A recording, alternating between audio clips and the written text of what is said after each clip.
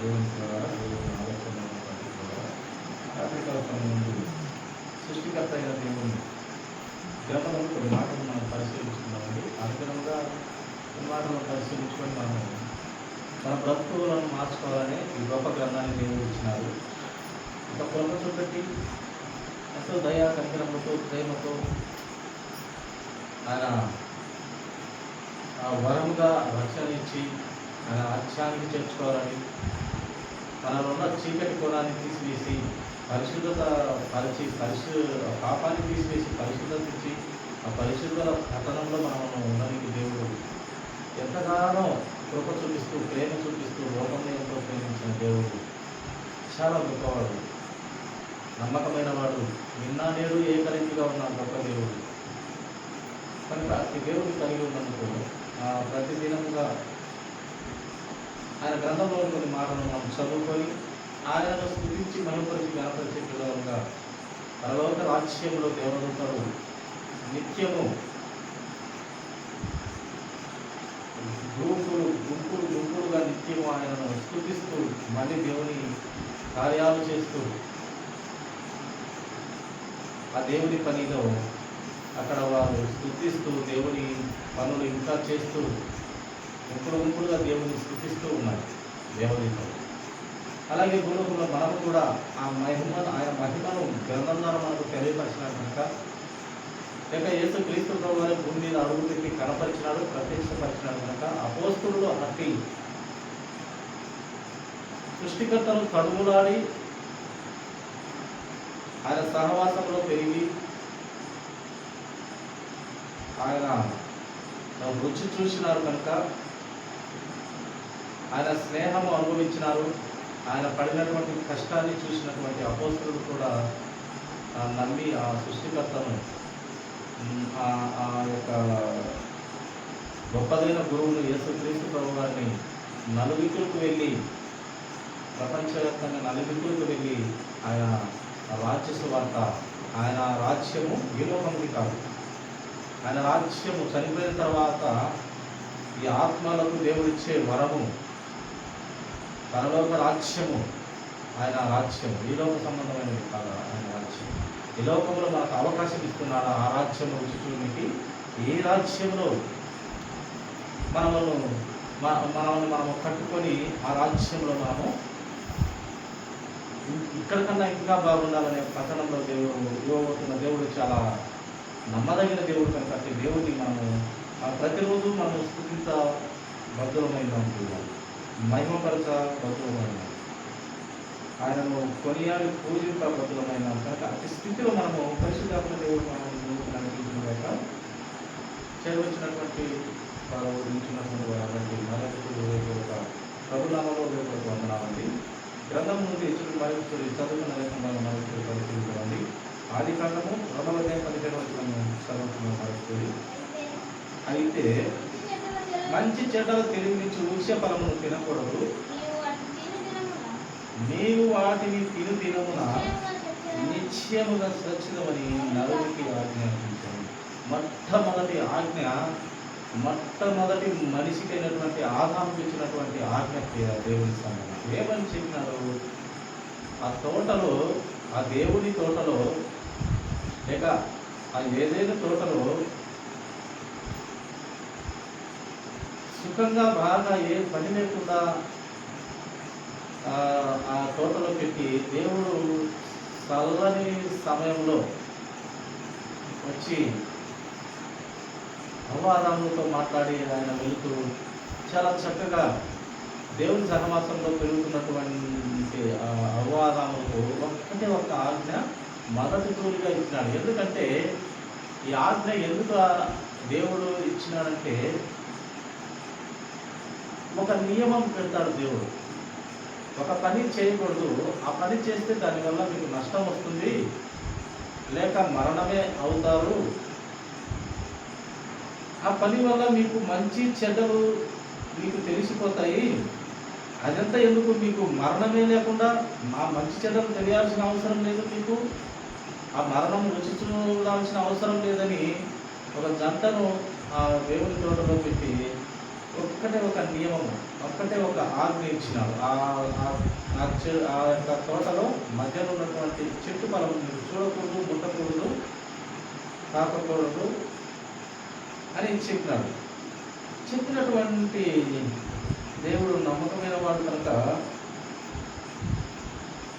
వాళ్ళు అలాగా కరెక్ట్గానే ఉన్నారు. కానీ అపవాది శోధించి అవ్వను మొదటిగా అపవాది శోధించి అవ్వను ఆ యొక్క ఆజ్ఞ మీరున్నట్టుగా అవ్వ మోసపరచబడి ఆ పండు తినడము, తన భర్తకైన ఆవానికి మళ్ళీ ఆ పండు తెచ్చివ్వడము, ఈ రకంగా మొట్టమొదటి ఆజ్ఞ, మొట్టమొదటి మనిషి తప్పినట్టుగా, మొట్టమొదటి దంపతులు తప్పినట్టుగా మనం గ్రంథంలో చూస్తాం. ఆ యొక్క తప్పినటువంటి మొట్టమొదటి ఆజ్ఞ ఫలితమే ఇప్పుడు మనకు అందరికీ పాపము, అలాగే ఆ శాపము, ఆ మరణము మనకు సంక్రమించి వచ్చినాయి దేవుని సార్. కనుక దేవుడు మంచి ఆలోచనతోనే ఆ కృపతో ఆ యొక్క మంచి ఆజ్ఞ ఇచ్చినాడు. కానీ దానిని పాటించలేక లోనైపోయినాడు మొదటి మానవుడు అయినటువంటి అవ్వాదం. అయినప్పటికీ దేవుడు మళ్ళీ కనికరించి పాపము చేసినప్పటికీ కూడా ఆయన ఆలోచనలలో భూమి పుట్టకదానికి ఆయన ఆలోచనలు చాలా గొప్పగా ఉన్నాయి. దేవుని ఆలోచనలు భూమి లేనప్పుడే, మనిషి లేనప్పుడే ఆయన ఆలోచనలు చాలా గొప్పగా ఉన్నాయి. మనిషి ద్వారా దేవుడు స్తుతి కోరుతున్నారు. ఆ పనికిమాలిన మనిషి ద్వారా దేవుడు ఆ పనికిమాలిన వారి ఆలోచనలో మంచి ఆలోచనలు పెట్టి దేవుని స్తుతించాలి. మంచి చెడ్డలు తెలివినిచ్చు చెట్టు ద్వారానే తెలుసుకొని మనిషి దాని ద్వారానే మంచి చెడ్డలు తెలుసుకొని ఏది మంచి ఏది చెడ్డ అని బాగా గ్రహించి మంచి వైపుకు రమ్మనే దేవుడు తెలియపరుస్తూ ఈ గొప్ప గ్రంథాన్ని కూడా మనకి ఇచ్చింది కూడా బుద్ధి జ్ఞానం కలుగుటకే, ఒక మంచిగా బ్రతకటకే గొప్ప గ్రంథాన్ని కూడా దేవుడు మన చేతులకు ఇచ్చినాడు. మంచిగా బ్రతకనికే ఆయన ఆజ్ఞలన్నీ కూడా ఈ గ్రంథంలో పొందుపరచడం జరిగింది. కనుక ఏదేమైనప్పటికీ ఆ చెట్టు పండు తిన్నప్పటికీ, పాపము చేసినప్పటికీ దేవుడు ఆ పాపపు మనుషుల ఆలోచనల ద్వారా మార్చబడి మారు మనసు కలిగి ఆ పాపాన్ని క్షమించుటకు భూమి పుట్టకదలకే యేసుక్రీస్తు ప్రభువు ఆ పాపానికి మందు, భూమి పుట్టకదలకే మందు కనుక్కున్నాడు. మన తండ్రి అయిన దేవుడు తన సొంత కుమారుని మందుగా, ఆ పాపాన్ని తీసే శక్తిగా, ఆ యొక్క పాపం అనే దానికి వైద్యునిగా, పాపాన్ని తీసివేసే వైద్యునిగా మన యేసుక్రీస్తు ప్రభువు భూమి మీదకి అడుగు పెట్టేలా మన తండ్రి సంకల్పం. కనుక పాపము చేసినప్పటికీ ఆయన మళ్ళీ మనలను ఆయనకు దగ్గరగా చేసుకోవాలని ఆశ కలిగిన గొప్ప లక్షణము, దైవ లక్షణం కలిగినటువంటి, కోటానుకొక మంచి లక్షణం కలిగినటువంటి మన యేసుక్రీస్తు ప్రభువు. కనుక పాపంలో ఆజ్ఞ మీరి పాపం చేసినప్పటికీ ఆయన కృప చూపిస్తూ, కనికరం చూపిస్తూ వచ్చినారు. ఆది కాండముతుడు మనము కొన్ని లేఖన భాగాలు చదువుతామండి. ఆది కాండం 3వ అధ్యాయము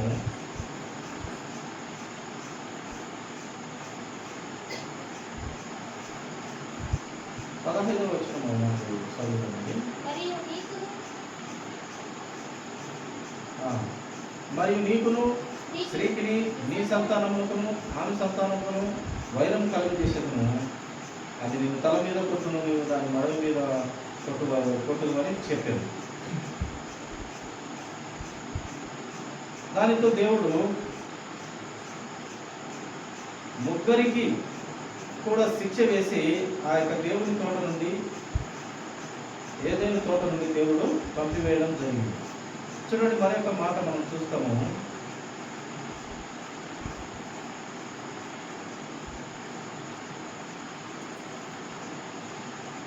ఇరవై 21వ వచనం చూడండి. అదే 3వ అధ్యాయంలో దేవుడైన యెహోవా ఆదామునకును అతని భార్యకును చర్మపు చొక్కాయలను చేయించి వారికి తొలగించాం. చర్మపు చొక్కాను. వీళ్ళు తెలియక, జ్ఞానం లేని వారు కదా, తెలియక ఆకులు అవి ఇవి కట్టుకుంటే ఆకులు ఎంతసేపు ఉంటాయి, కొన్ని గంటలకి అవి ఎండిపోయి అన్ని నీళ్ళు పోయిపోతాయి, పైకి లేచి నీళ్ళు కొనిపోతాయి. కట్టుకున్న ఆకులు కూడా మళ్ళీ ఈ యొక్క దేహము కనబడేలాగా అది కాపాడలేవు ఆకులు. కానీ దేవుడు మళ్ళీ ప్రేమతో చర్మపు చొక్కాలను చేయించి తొలగించి ఇంకా ఆయన పంపించడం జరిగింది. ఆయన తప్పు చేసినప్పటికీ మళ్ళీ దిద్దుకోవాలి, ఆ తప్పును సరి చేసుకోవాలి, తప్పు తెలుసుకొని మారు మనసు కలిగి మళ్ళీ దేవుణ్ణి వెతకాలి, మళ్ళీ సత్యంలోకి రావాలి, దేవుని ఆలోచనలోకి రావాలి, ఈ పాపము లోకపు ఆలోచనలు తీసివేసుకోవాలనేది దేవుని ప్రణాళిక. కనుకనే తప్పు చేసినప్పటికీ, ఎలగొట్టినప్పటికీ అలాగనే పంపి కూడా వారికి ఒక ఆలోచన ఇచ్చి ఒక చర్మపు చొక్కాలు అయితే వాళ్ళకి బాగుంటాయి అనేసి మొదటిగా మనకు దేవుడు ఆనాటి ఆది దంపతులైనటువంటి అవాదాములకు చర్మపు చొక్కాలను ఆయన మళ్ళీ ప్రేమతో, తప్పు చేసినప్పటికీ ఆయన ఆజ్ఞ మీరినప్పటికీ మళ్ళీ ప్రేమతో ఆయన చర్మపు చొక్కాలను పుట్టించడం మనము చూస్తాం. దేవుని సార్ చూడండి, 24 వచ్చిన మాట చదువుతాము.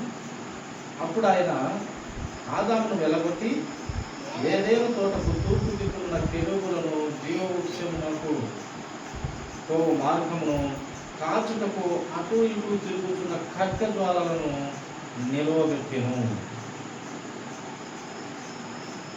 ఇంకా ఈ యొక్క ఆజ్ఞనే మీరినాడు ఈ యొక్క మొదటి దంపతులు మళ్ళీ పొరపాటున అక్కడనే పెడితే మళ్ళీ ఒక నష్టం జరిగే అవకాశం ఉంది. అక్కడ ఏముంది, జీవవృక్ష ఫలాలు ఉన్నాయి, అవి తినేస్తే మళ్ళీ ఈ యొక్క మరణం లేకుండా ఈ యొక్క పాపాన్ని చేయించే వారిగా మళ్ళీ తయారవుతారు. అది తినేస్తే ఆల్రెడీ పాపంలో ఉన్నాం, పాపంలో ఉన్నటువంటి మీరు మళ్ళీ చేయి చాచి ఆ జీవవృక్ష ఫలాలు పొరపాటున తింటే వీరు ఇంకా భ్రష్టులు అయిపోతారు. వీరు ఒక జీవితాంతం బ్రతికి ఆ అసత్యంలో, ఆ వెలుగులేని జీవితంలో నుండి జీవితాంతం బ్రతికితే ఇంకా వీరు భ్రష్టులు అయిపోతారు అనేసి ఆ తోట నుండి దేవుడు పంపించి వేసినాడు. మళ్ళీ పొరపాటున చేయి చాచి ఆ జీవవృక్ష ఫలాలు కూడా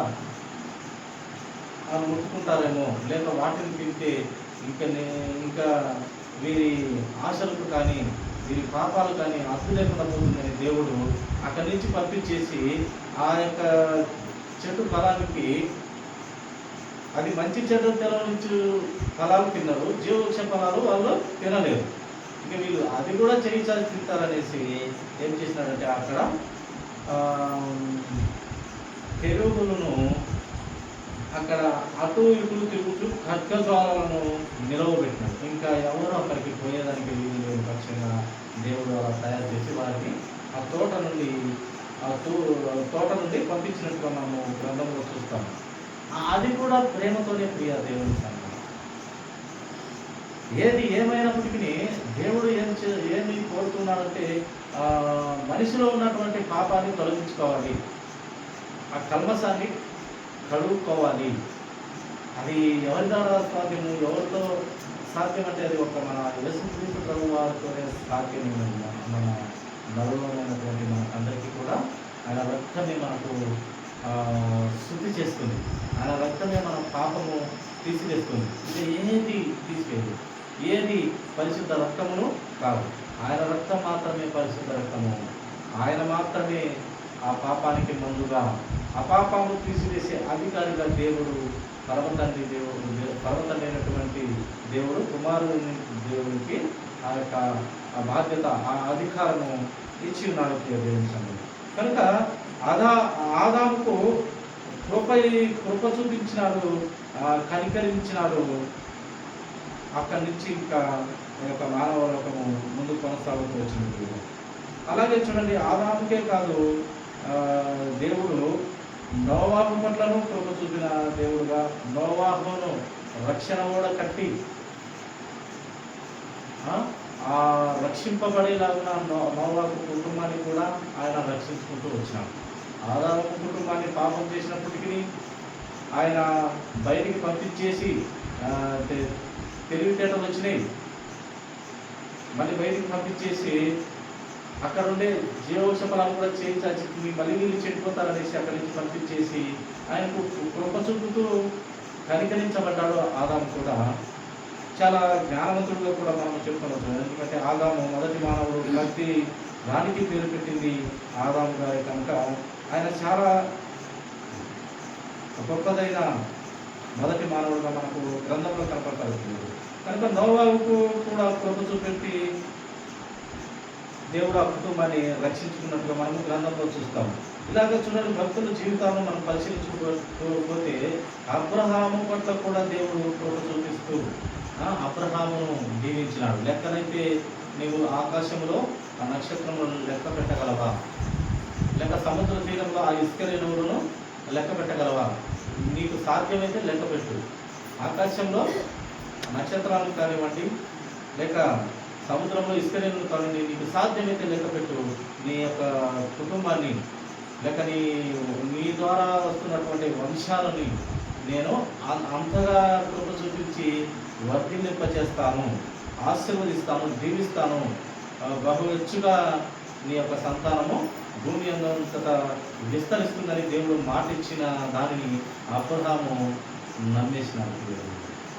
ఆయన చెప్పింది అబ్రహాముకు నీతిగా అనిపించింది. అందుకు ఆ దేవుని మాట విన్నాడు. అది ఆయనకు నీతిగా కనపడింది దేవుడు. కనుక అబ్రహామును కూడా చక్కగా కృప చూపి అబ్రహామును దీవించినాడు. నోవాహును కుటుంబాన్ని రక్షించినాడు. ఈ లోక పాపములో పడుకోకుండా పాపపు జీవితంలో ఉన్న వారిని అందరినీ కూడా యొక్క నీటిలో సమాప్తం చేసేసి ఆ యొక్క నీతిమంతుని ఒక్కని, ఆ నోవాహును ఒక్కని మాత్రం ఆ కుటుంబాన్ని ఆ పశు పశ్చాదులను అన్నింటిలో కాపాడుకుంటూ వచ్చినాడు. కనుక చూడండి, అలాగే మోషే గారి పట్ల కూడా కృప చూపుతూ మోషే కృప చూపిన దాన్ని బట్టి, దేవుని నమ్మిన దాన్ని బట్టి మోషే గారిని దీవిస్తూ ఆయన ఏమైనాడు? ఆయన ఇంచుమించుగా 30 లక్షలకు పై చిలుపుగా అంతమందిని నడిపించగలిగిన గొప్ప నాయకుడైనాడు. నమ్మితే నా మహిమ చూస్తావు, నమ్ముట నీ వలనైతే సమస్తము సాధ్యము అన్న దేవుని మాటను బట్టి ఆయనను నమ్మితే నమ్మిన బిడ్డలను ఆయన చేయి వదిలే దేవుడైతే కాదు. ప్రతి ఒక్క భక్తుని జీవితంలో ఆయన చేయి విడిచిపెట్టినట్టుగా మనకు అటు లేఖనాలు మనకి కనపడవుతుంది. ఆయన చేయి వదిలే దేవుడు కాదు, ఎప్పుడు కృప చూపే దేవుడు, ఎప్పుడు విలువని ఎడబాయని దేవుడు. కనుక మోసే గారి పట్ల కూడా కృప చూపి గొప్ప నాయకుడు, అంతమందికి గొప్ప నాయకుడుగా ఆయన కొనియాడబడుతూ వచ్చినారు. అలాగే ఐగుప్తు వారికి అయితే దేవుడే చెప్పినటువంటి మాట, ఐగుప్తు దేశంలో మోసే నువ్వు ఐగుప్తీయులకు దేవుడవు అన్నాడు. దేవుడే ఐగుప్తీయులకు దేవుడవు నీవు. ఎందుకంటే నీకు నా యొక్క ఆజ్ఞల ద్వారా నీకు జ్ఞానము, బుద్ధి, వివేచన నీకు ఉంది. నువ్వు జ్ఞానవంతుడివి. ఐగుప్తీయులకు నీవు దేవుడవు. నేను చెప్పిన ఆజ్ఞను నువ్వు సరిగా చేస్తున్నావు. కనుక ఐగుప్తీయులకు నువ్వు దేవుడవు, ఇశ్రాయేలు నడిపించే నాయకుడవు. ఆ మాట విన్నట్లయితే మోషే అని ఆయన దేవుడి మాటలు చాలా అద్భుతంగా ఉంటాయి. చూడండి, ఐగుప్తీయులకు నీవు దేవుడవు అని గొప్ప మాట పలకడము నిజంగా దేవుని ఆలోచన చాలా గొప్పది దేవుని ఇస్తాను. అలాగా మోషే నాయకుడు అయినాడు. దావీదు పట్ల కూడా మనము చూసినట్లయితే రిఫరెన్స్లని మనం చూసుకుంటే సాయుధాలు కనుక కొన్నిగా భక్తుల జీవితాలను నెమ్మది వేస్తున్నామని మనం మాట్లాడుకుంటున్నాం. కనుక దావీదు పట్ల కూడా కృప చూపిన దేవుడు ఏమైనాడు? ఎక్కడో గొర్రెలు కాచుకుంటున్నటువంటి దావీదు చిన్నతనంలో బాలుడుగా ఉన్నప్పుడే దేవుడు అతన్ని ఆశీర్వదించినాడు, అతన్ని దీవించినాడు. అతను దావీదు చిన్నప్పుడే గొర్రెలను కాచుకుంటూ ఆ యొక్క మృగాలు వచ్చి గొర్రెలు ఎత్తుకుపోయేటప్పుడు ఈ ఒడిశల రాయి తిప్పి కొట్టే ఆ అలవాటు చేసుకొని ఆ గొర్రెలను రక్షించుకుంటూ క్రూర మృగాలను సైతం భయపెట్టి లేదా వాటిని చీల్చివేసే శక్తి పొందుకున్నాడు దావీదు. ఆయన ఎప్పుడు దేవుని పాటలు పాడుతూ చిన్నప్పుడే, ఆ గొర్రెల మేపప్పుడే దేవుని పాటలు పాడుతూ ఆ ఒడిశలో విసిరే ఆ విద్య నేర్చుకున్నాడు. కరెక్ట్గా గురి చూసి కొట్టగలడు. కనుక దేవుని పాటలతోనే, సంగీతంతోనే ఎప్పుడు అదే ధ్యాసలో ఉండేదన్న ఆ గొర్రెలు కాచుకునే వ్యక్తిని, వారి అన్నగారు ఇంకా బలాపీలు, యుద్ధంలో సూర్యులు వాళ్ళు, కానీ దేవుడు వారిని ఎంచుకోలేదు. వారు గొప్పగా బలంగా సైన్యంలో యుద్ధము చేసే సైన్యంలో ఉంటారు. అయినప్పటికీ వారిని దేవుడు ఎంచుకోలేదు. దేవుడు హృదయాలు ఎరిగిన దేవుడు కనుక ఎవరి హృదయం ఎలాంటిదో, ఎవరు రాజ్యం ఇస్తే సక్రమంగా పరిపాలించగలడో, పొరపాటు జరగచ్చు, పొరపాటును దిద్దుకొని మళ్ళీ నిలబడగలడో దేవునికి తెలుసు. అందుకే దేవుని మాట, నీతిమంతుడు 7 సార్లు పడినను లేస్తాడు. వాడు ఎందుకు లేస్తాడంటే వాడు నీతిమంతుడు కనుక.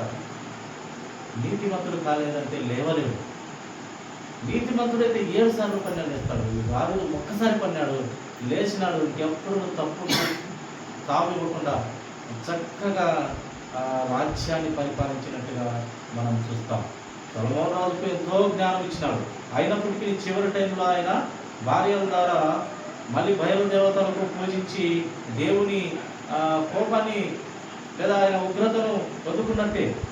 అందుకే దేవుని మాట్లాడతాడు, నువ్వు నీ తండ్రి వంటి మాదిరిగా ఉండాలి, దావీదు మాదిరి నీవు ఉండకపోతే అని దేవుడు మాట్లాడటం మనం గ్రంథంలో చూస్తాం. కనుక దావీదును కృప చూపి ఎప్పుడు మంచి ఆలోచనలతోనే, దేవుని పాటలతోనే ఆ గొర్రెలు పెట్టుకుంటూ ఉండేదన్న చక్కగా దావీదును రాజును చేసినాడు. అసలు దావీదుకు ఒక గొప్ప బిరుదు, దావీదు మహారాజు అని పేరు. ఆయన ఆ మహారాజు అనే పేరు ఎవరికి గ్రంథంలో లేదు. ఒక దావీదుకు మాత్రమే దావీదు మహారాజు అనే పేరు దావీదుకు మాత్రమే ఉంది. కనుక దేవుడు ఆశీర్వదిస్తే లేక దీవిస్తే చాలా విజయాలు పొందుకుంటారు, దీవించబడతారు, ఆశీర్వదించబడతారు.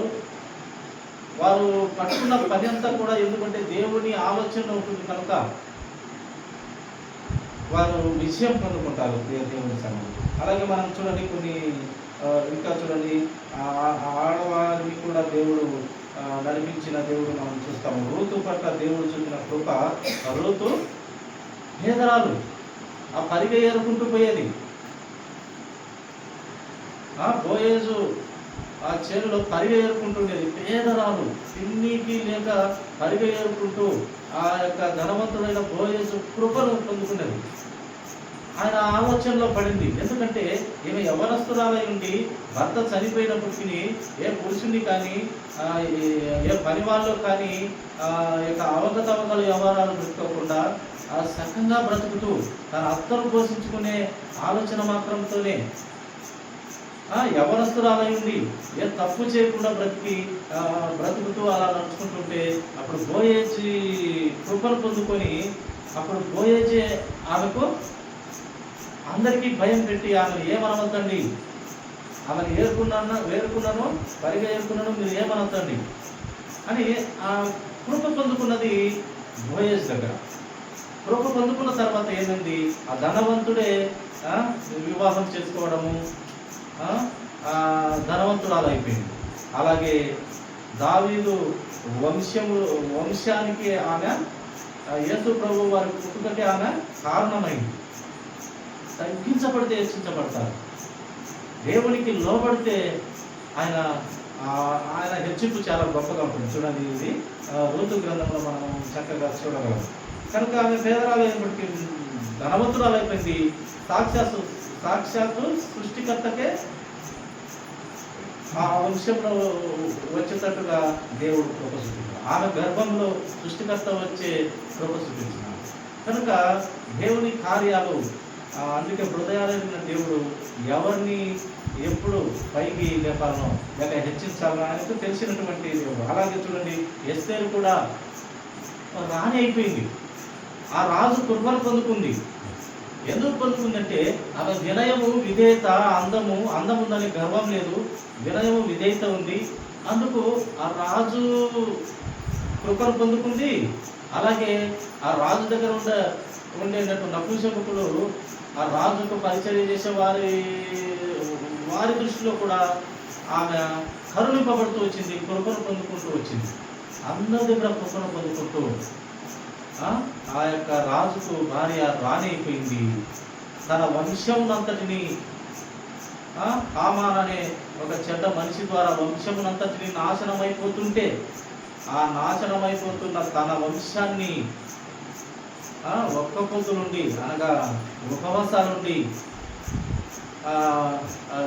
యొక్క రాజుకు మొరపెట్టుకొని, దేవునికి మొరపెట్టుకొని తన వంశాన్ని ఆమె కూడా కాపాడుకొని రాజుకు భార్యగా రాణి అయింది. ఇదంతా ఎలా సాధ్యము? ఎలాగా అంటే దేవుని నమ్మిన బిడ్డలు ఆ ఆలోచన తగ్గింపు జీవితం కానివ్వండి, గర్వపడే లక్షణం లేకుండా ఉండడం కానివ్వండి, దేవుని వాక్యంతో దిద్దబడే మనస్తత్వం కానివ్వండి, ఇవన్నీ దేవుని ధరించుకున్న పిల్లలు అనగా దేవుని రక్తంలో కడగబడిన పిల్లల్లో కనపడాలి. ఇలా భక్తుల జీవితాలను నెమరు వేసుకొని బ్రతకాలి దేవుని సంఘం. కనుక ఎస్తేరు కృపను పొందుకొని దేవుని కనికరం పొందుకొని రాణి అయిపోయింది. తన వంశపు వారిని ఆ మరణం నుండి కాపాడుతున్నాడు. అలాగే యేషోబు కూడా కృపను పొందుకొని ఏమైనాడు? ఆయన ఎంత బాధకు గురైనాడు. యేషోబు చేయని తప్పుకు 10 సంవత్సరాలు శిక్ష అనుభవించినాడు, కానీ పాపం చేయలేదు, ఏ రోజు దేవుడిని నిందించలేదు. 10 సంవత్సరాలు జైల్లో ఉన్నాడు చేయని తప్పుకు. కానీ దేవుడు ఒకానొక సమయం హెచ్చించి అదే దేశానికి రాజు తర్వాత రాజుగా, ప్రధానమంత్రిగా ఆయన హెచ్చింపబడ్డాడు. ఇలాగ భక్తుల జీవితాలను మనం చూసుకుంటూ పోతే చాలా అద్భుతంగా వారి హెచ్చింపు లెవెల్ దేవుని నుండి పొందుకున్నట్టుగా మనం చూస్తాం. నేను అందరం కూడా ప్రియ దేవుని సంగమా అలాంటి జీవితంలో ఉండాలని దేవుడు కోరుతున్నాడు. ఒక ఎస్తేరుకే కాదు, ఒక యేషోబుకే కాదు, ఒక రూత్కే కాదు, ఒక దావీదుకే కాదు, ఒక మోషేకే కాదు, ఒక అబ్రహాంకే కాదు, నోవాహు ఆదాముకే కాదు, మనిషికి పుట్టిన ప్రతి ఒక్కరికి అలాంటి కృపను దేవుడు వెనుకదీయక ఇచ్చే దేవుడు మనకు పరమను మన యేసుక్రీస్తు ప్రభువు ఉన్నాడు. మనము నిజముగా మొరపెట్టినట్లయితే ఆయన భక్తులకే కాదు, భక్తురాళ్ళకే కాదు, ఒక సాధారణమైన మనిషికి కూడా ఆయన జ్ఞానం ఇచ్చి ఆయన పనిలో వాడుకునే దేవుడు మనకు పరమన్నాడు. అతి దేవుడు మనకు యేసుక్రీస్తు ప్రభువు దేవుడు. కనుక అటు స్థితిలో మనము ముందుకు వెళ్ళాలి. భక్తుల జీవితాలను నెమరు వేసుకుంటూ వారు ఎలా బ్రతికారు, ఎలా తగ్గింపు జీవితం కలిగి ఉన్నారు. యేసుక్రీస్తు ప్రభు వారి మాదిరి జీవితం ఎంత అద్భుతంగా బ్రతికినాడు. ఆయన దేవుడైనప్పటికీ, పాపలతో తెగినప్పటికీ పాపం పట్టించుకోలేదు. దేవుడైనప్పటికీ మనుషులు కాళ్ళు కడిగినాడు. ఆయన జీవితం నెమరు వేసుకుంటే మన జీవితాలు ధన్యమైపోతాయి, దేవుని బిడ్డలమైపోతాం, ఆయన రాజ్యానికి వారసులమైపోతాం. ఆ కొట్టివేయబడినటువంటి పట్టణంలో మనము దేవుని దగ్గర ఉండగలుగుతాం. కనుక అట్టి విశ్వాసాన్ని, నమ్మకాన్ని మనము కోరుకోకుండా ముందుకు వెళ్ళాలని కోరుతున్నాడు. కనుక అతి పరిశుద్ధాత్మ దేవుడి శక్తి ప్రతి ఒక్కరికి జ్ఞానము, బుద్ధి, వివేచన మనకు అందరికీ దేవుడు దయచేయను కాక. కొద్ది మాటలు దేవుడు దీవించును కాక. తల నుంచి తెచ్చిన ప్రార్థన మహిమ కలిగిన పరమన్న తండ్రి.